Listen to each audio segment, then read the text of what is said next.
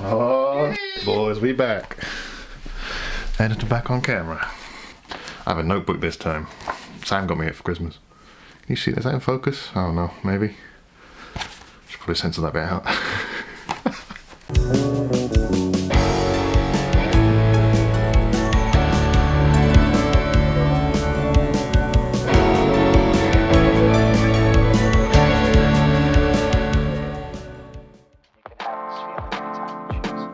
Hi everyone, Dan here. And my name is Sam, and today we're going to be taking a look at this. This is the Lumix 12-60mm G-Vario lens f3.5 to 5.6. We've done quite a few lens reviews on this channel, but I thought it was high time to do a review on the lens that is probably used more than any other lens on the channel and within phase drive media. And it's not just me who uses it. Dan is also a GH5 user, and while he's more of an editor, he still does videography and vlogging like I do as well. So this review is going to be on the perspective more of a videographer, but also from a vlogger and editor's perspective as well, just to see what's more important to each of us in how we use this thing. So as Sam said, we're kind of looking to get different perspectives on this. He obviously knows way more about this stuff than I do. He's definitely a videographer, camera guy. He knows way more about the technical jargon and the ins and outs and all the little minutiae of a lens. I know what an f-stop is, and if it looks pretty, then awesome.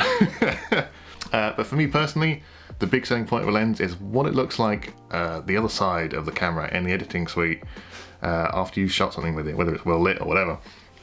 And what I can do with that footage, so how I grade it and, you know, all that good stuff. I love this because for the most part, I know the color profile obviously is largely dependent on the camera, but for the most part, the stuff that comes out of the 12-60 is pretty, I want to say flat, it's not the right word for it, but it's pretty flat, which allows me to play a lot with the color grade at the end of it, which I quite like. But the amount you're able to pull out of, say, an overexposed or underexposed scene with the GH5 and this lens is actually kind of mind-blowing sometimes. So as mentioned, this is f3.5 to 5.6. This isn't the fastest lens in the world, of course it's not, it's a kit lens. There is a faster Leica variant which starts at f2.8, bit more expensive, probably a bit better built, but this is certainly no slouch. Now on a full frame equivalent, this would be around about 24 to 120, which is pretty damn good. It's good focal range, that gives you a lot of options, and arguably you could probably use this in most situations. So when you zoom, it does extend somewhat. It does also have a focus by wire sort of system here. Mostly metal, some plastic elements, and I tell you what, this thing is built really well. I have dropped this twice and it is fine. Don't recommend dropping this, but I tell you now, if I was to drop this and it did break, I wouldn't even hesitate to buy another one. They're around about sort of 150 to 200 pounds on eBay, maybe a bit less. I think it's a bit more brand new on Amazon if they're still selling them. Also as a note, I usually use this for vlogging. I'm actually using my 14 to 42mm backup lens at the moment, but I will switch to this to show you just how wide the 12mm actually is. I've got to say, this is actually the widest lens I own, and it does come in handy quite a lot. I very rarely need anything wider than a 12mm, and if I did, I would probably just use Neil's 15 to 30mm lens on his D810 if I really needed to use that on a full frame. So I'm going to cut over now to this lens so you can see just how wide it is and see maybe a few of the differences, if there are any, between this and the older 14 to 42mm lens. And here we are, we're at full 12mm widest angle, and despite the fact this is a 14mm, this actually makes a surprising amount of difference and does give you that bit more room.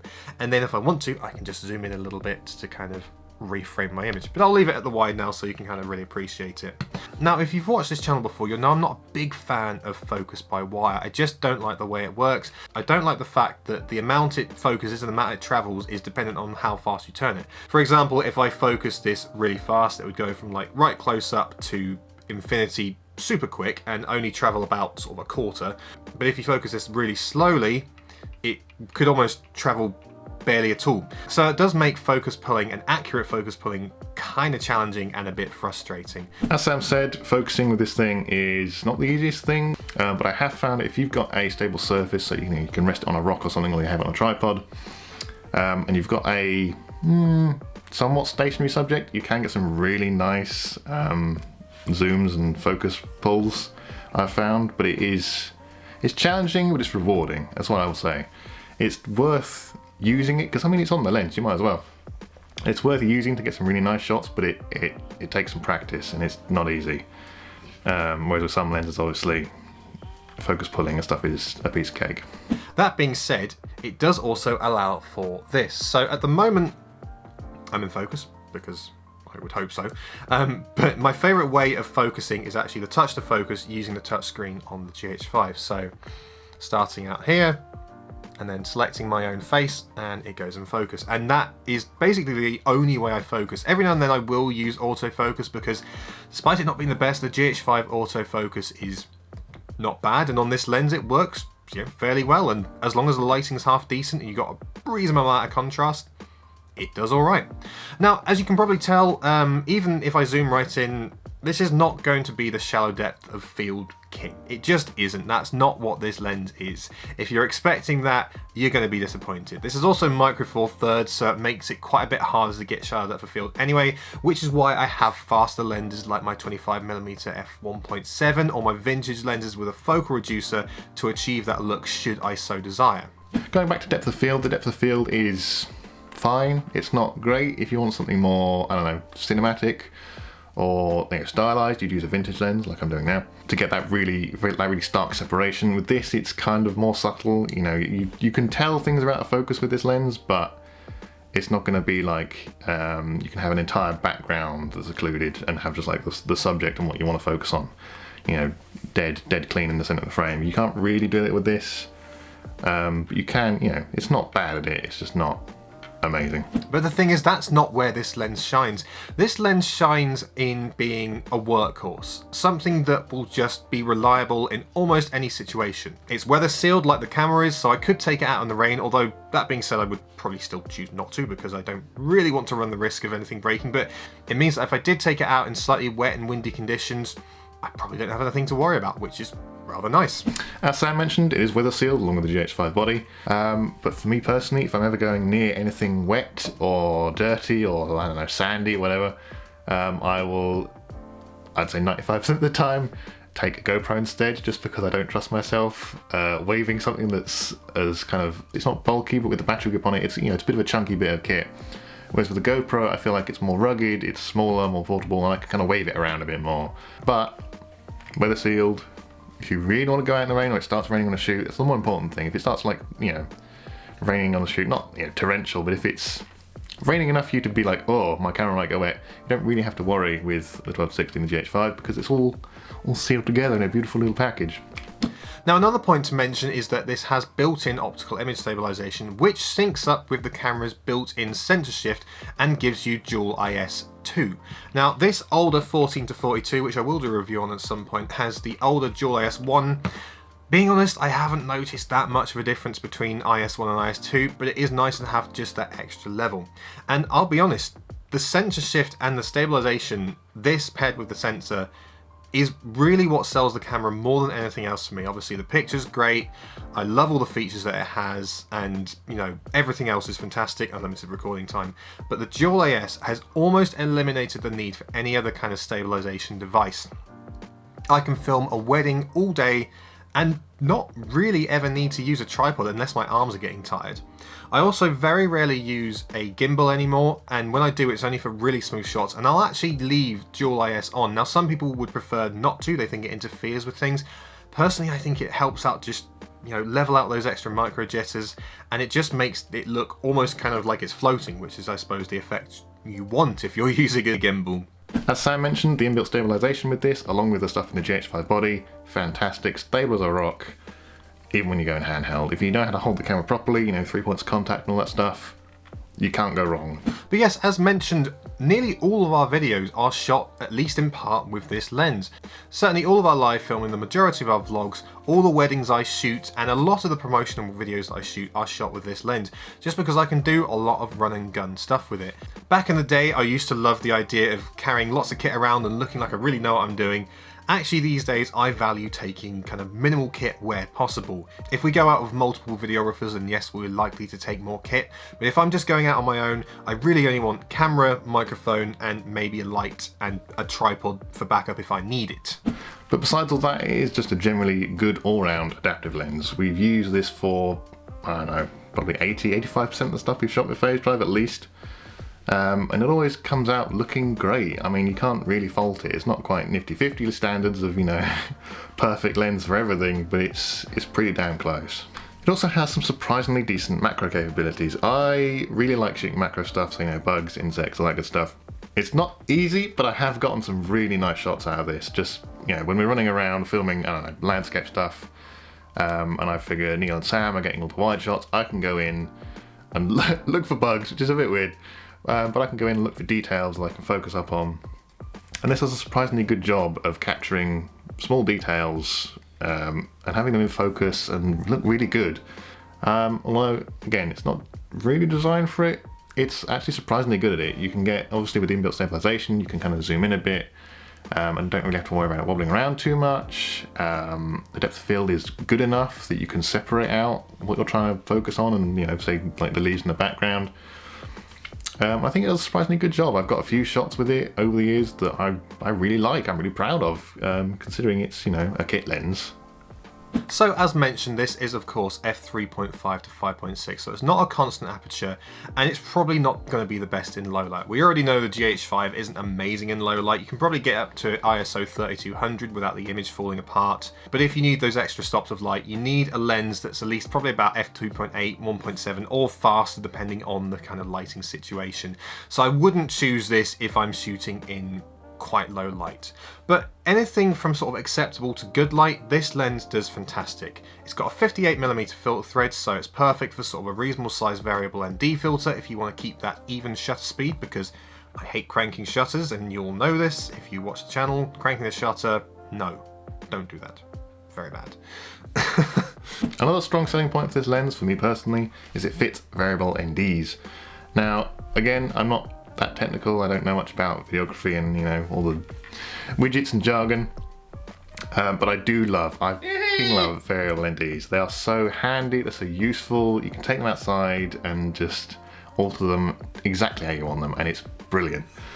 So the fact that this lens can fit those, I know it's not, you know, it's not an uncommon thing, but the fact that this lens can do that, and it being so versatile, good stuff. If I had to buy another one, if I broke this one, I would have no qualms about getting another one. So you can see how this is doing in kind of more of a studio setting, but actually I thought, because I always do this from the same position, I'm actually going to change things up and I'm going to do it from a completely different position using only natural light.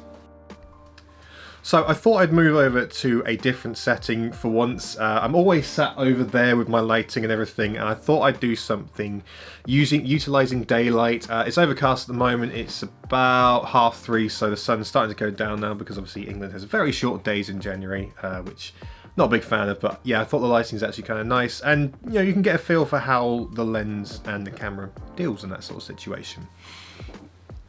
So really, my overall thoughts on this lens are, it's just a fantastic workhorse. Now, if you want something for narrative filmmaking, you want something to look really filmic, because the GH5 doesn't look all that filmic out of the box. As if anyone's seen my video on it, it's our channel's biggest video. A lot of how you get a filmic image is partly how you film it, to do with lighting and stuff, but also I'd say the lens choice. And if you're trying to get that kind of cinematic look from this lens, it's not impossible. You're just gonna find it frustrating, especially if you're trying to get that shallow depth of field and that less video look. This lens is quite sharp, even wide open. It is just quite a sharp lens. If I'm using this for any narrative stuff, it's really only for super wide angle shots. For the most part, I'd always choose to use my vintage lenses with a focal reducer. I think it just adds enough softening and character to the image. But in reality, I don't do a lot of narrative filmmaking. The majority of the work I do is either vlog-based, promotional videos, weddings, events, all that sort of stuff. And this lens is perfect for it as long as the lighting is at very least sort of acceptable.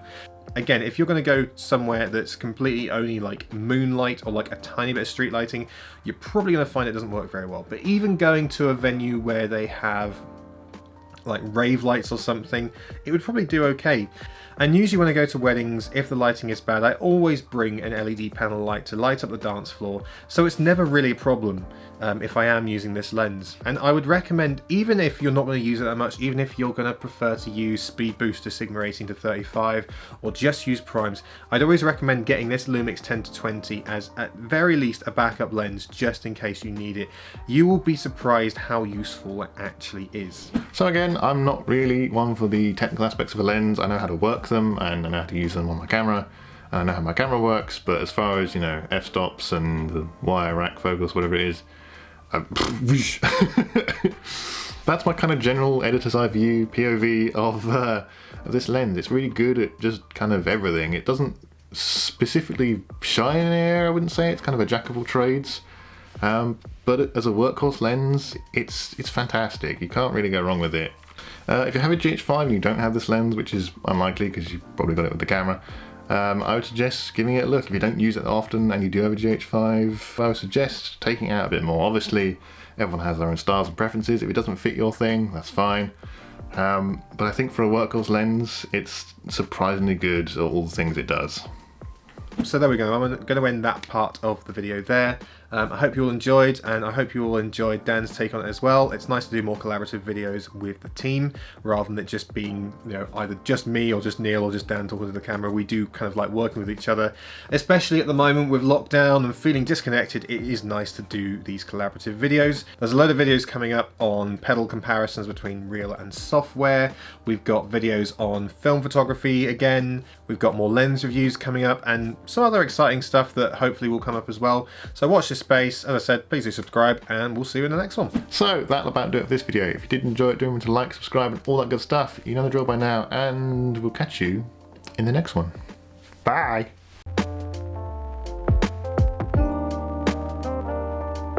It's only a couple of millimeters more, but it makes a huge difference. There are so many jokes that could be made there. So that's kind of, you know, I don't, again, it extends pretty well.